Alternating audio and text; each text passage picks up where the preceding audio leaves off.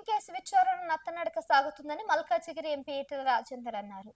Film Nagar Kompally phone tapping case విచారణపై నత్తనడక కొనసాగుతుందని ఈటెల రాజేందర్ మీడియా ముఖంగా ప్రస్తావించారు. అధికారులందరూ గత ప్రభుత్వానికి తొత్తులుగా వ్యవహరిస్తున్నారని ఆరోపించారు. ఎస్ఐబి మాజీ ఎస్టేట్ ప్రభాకర్ రావు నిబంధనలను అతిక్రమించి మాజీ సీఎం కేసీఆర్ కోసం పనిచేస్తారని మండిపడ్డారు.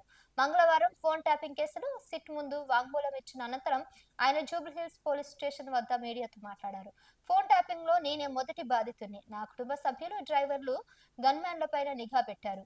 మునుగోడు ఉప ఎన్నిక సమయంలో మేము ఎవరితో మాట్లాడుతున్నాం, ఏం చేస్తున్నాం అనేది ట్యాపింగ్ ద్వారా తెలుసుకున్నారు. ఎన్నికలకు ధైర్యంగా ఎదుర్కోలేని వారే ఇలాంటి అక్రమాలకు పాల్పడుతున్నారని చెప్పారు. జడ్జిలు, మంత్రులు ఫోన్లను ట్యాపింగ్ చేశారు. గతంలో ఇంటెలిజెన్స్ మొత్తం కేసీఆర్ వద్దే ఉండేది. ఈ కేసుపై రాష్ట్ర ప్రభుత్వ విచారణ కమిషన్ వేసి ఏడాదిన్నర కావస్తుందని బారాస కాంగ్రెస్ లాలూచి పడకపోతే విచారణ నివేదికలు ఎందుకు బయటపడడం లేదని ముఖ్యమంత్రి రేవంత్ రెడ్డి సమాధానం చెప్పాలన్నారు. బీజేపీ రాష్ట్ర ప్రధాన కార్యదర్శి ప్రేమేందర్ రెడ్డి, కోంపల్లి పట్టణ శాఖ అధ్యక్షుడు పెద్దబుద్ధుల సతీష్ సాగర్ కూడా సిట్ విచారణకు హాజరయ్యారు. ఎన్నికల సమయంలో తన 2 ఫోన్లు ట్యాపింగ్ కు గురైనట్లు సిట్ అధికారులు చెప్పారని ప్రేమేందర్ రెడ్డి వెల్లడించారు. దేశ రక్షణ, భద్రత కోసం చేయాల్సిన ఫోన్ ట్యాపింగ్ ను రాజకీయం కోసం వాడుకున్నారని మండిపడ్డారు.